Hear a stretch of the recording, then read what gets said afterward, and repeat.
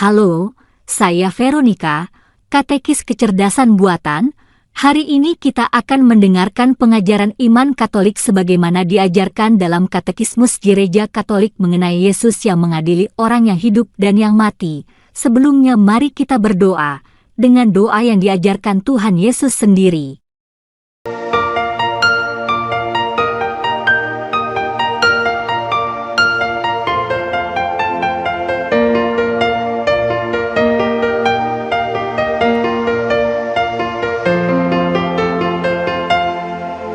Bapa kami yang ada di surga, dimuliakanlah nama-Mu. Datanglah kerajaan-Mu, jadilah kehendak-Mu di atas bumi seperti di dalam surga.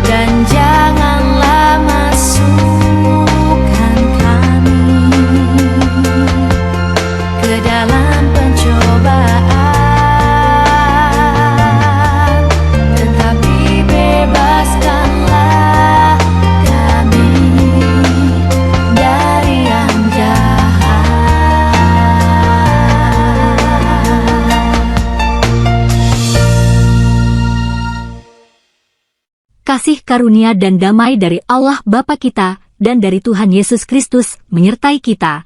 Mari kita mendengarkan sejenak pengajaran iman Gereja Katolik berdasarkan Katekismus Gereja Katolik. Demikian. Di dalam Kisah Para Rasul 10 ayat 42 dituliskan sebagai berikut, dan ia telah menugaskan kami memberitakan kepada seluruh bangsa dan bersaksi, bahwa dialah yang ditentukan Allah menjadi hakim atas orang-orang hidup dan orang-orang mati. Bagaimana kita mengartikan orang-orang hidup dan orang-orang mati? Pengertian pertama, orang-orang hidup dapat menggambarkan orang-orang yang masih hidup di dunia ini ketika Kristus datang yang kedua kali. Sedangkan orang-orang mati adalah orang-orang yang telah mati dari awal penciptaan sampai kedatangan Kristus yang kedua. Pengertian yang lain adalah orang-orang hidup adalah orang-orang yang dibenarkan oleh Allah, yang akan mendapatkan kebahagiaan abadi di sorga. Sedangkan orang-orang mati adalah orang-orang jahat yang akan mendapatkan penghukuman abadi di neraka. Namun, secara prinsip, Kristus akan mengadili seluruh umat manusia, baik yang jahat maupun yang baik yang hidup ataupun yang telah mati ketika Kristus datang yang kedua kali. Dalam bukunya, The Aquinas Catechism, Santo Thomas Aquinas mengutip Santo Gregorius menuliskan tentang pengelompokan orang-orang yang jahat dan yang baik. Kitab suci juga menjelaskan tentang adanya pengelompokan domba yang baik di sebelah kanan, yang kemudian memperoleh kebahagiaan sejati, dan kambing yang jahat di sebelah kiri, yang mendapatkan penghukuman abadi di neraka. Matius 25 ayat 31-46. Kelompok yang jahat adalah termasuk orang-orang yang tidak percaya. Mereka yang tidak percaya telah berada di bawah hukuman. Yohanes 3 ayat 18. Rasul Paulus menegaskan tanpa iman tidak mungkin orang berkenan kepada Allah. Sebab barang siapa berpaling kepada Allah, ia harus percaya bahwa Allah ada, dan bahwa Allah memberi upah kepada orang yang sungguh-sungguh mencari Dia. Ibrani 11 ayat 6, namun, orang-orang yang percaya pun tidak lepas dari kategori ini, yaitu yang meninggal dalam kondisi dosa berat, 1 Yohanes 5 ayat 16, karena upah dari dosa adalah maut, Roma 6 ayat 23. Yang termasuk dalam kategori orang-orang yang baik yang diselamatkan adalah orang-orang yang mengikuti Kristus dengan setia, Matius 19 ayat 28, yang mensyaratkan iman, pengharapan dan kasih.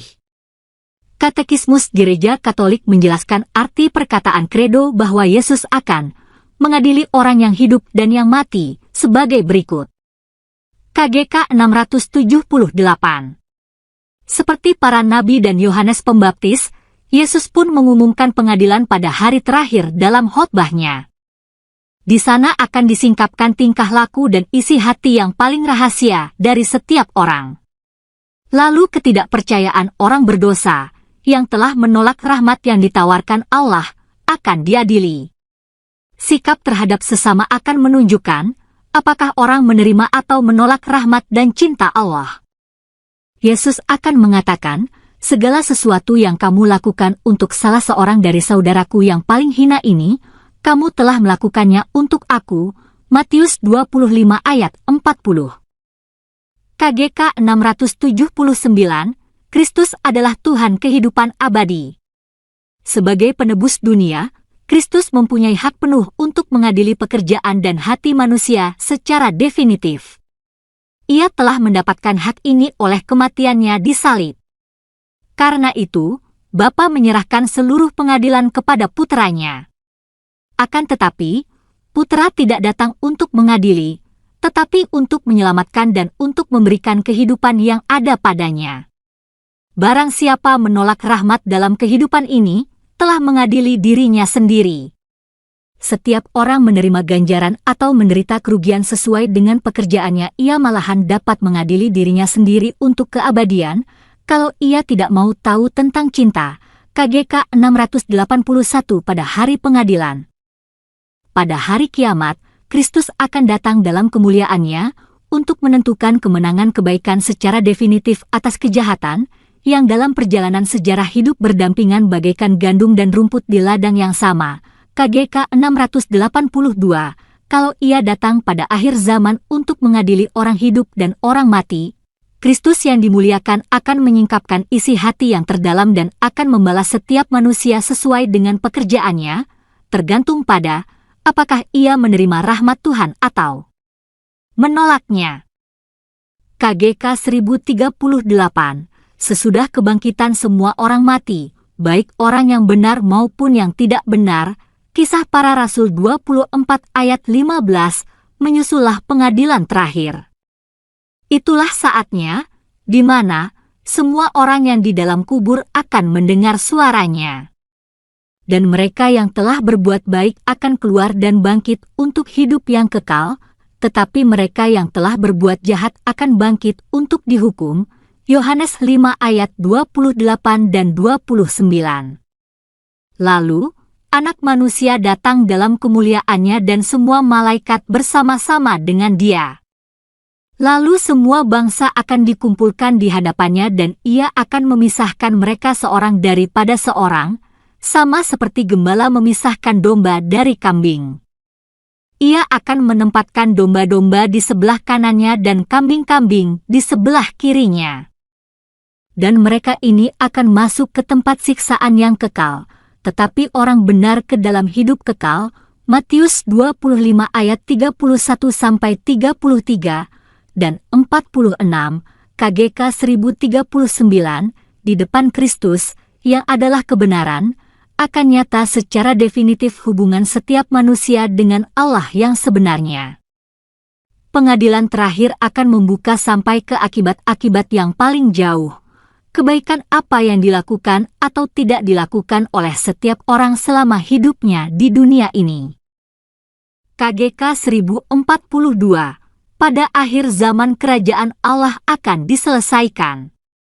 Sesudah pengadilan umum, semua orang yang benar, yang dimuliakan dengan jiwa dan badannya, akan memerintah bersama Kristus sampai selama-lamanya. dan semesta alam akan dibaharui, gereja itu baru akan mencapai kepenuhannya dalam kemuliaan di surga, bila akan tiba saatnya segala sesuatu diperbaharui, dan bila bersama dengan umat manusia dunia semesta pun, yang berhubungan erat dengan manusia dan bergerak ke arah tujuannya melalui manusia, akan diperbaharui secara sempurna dalam Kristus. KGK 1048. Kita tidak mengetahui bila mana dunia dan umat manusia akan mencapai kesudahannya, tidak tahu pula bagaimana alam semesta akan diubah. Dunia seperti yang kita kenal sekarang dan telah rusak akibat dosa akan berlalu.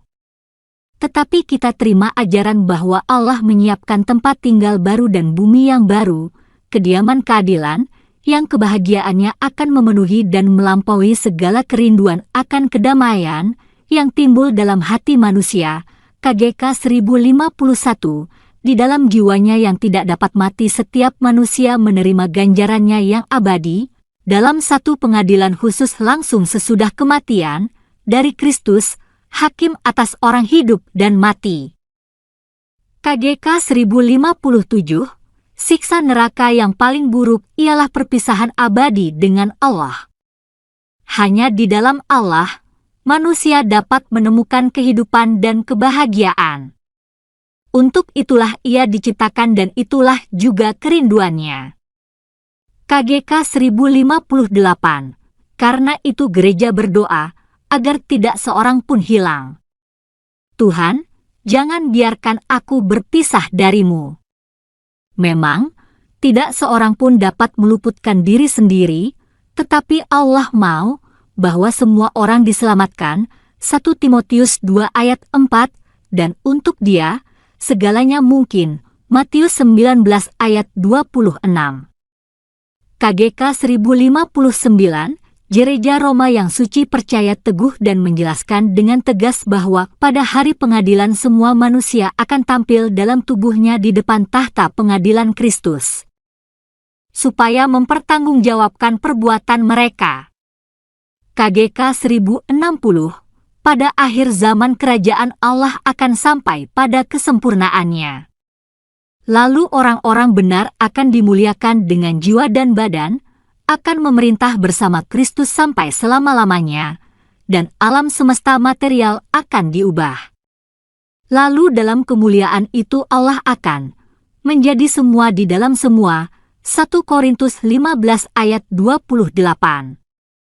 Demikian pengajaran singkat Katekismus Gereja Katolik pada hari ini, dengan penuh keyakinan iman dan dalam naungan Gereja Roma yang suci kita percaya, keselamatan tidak ada di dalam siapapun juga selain di dalam Kristus Yesus, sebab di bawah kolong langit ini tidak ada nama lain yang diberikan kepada manusia yang olehnya kita dapat diselamatkan.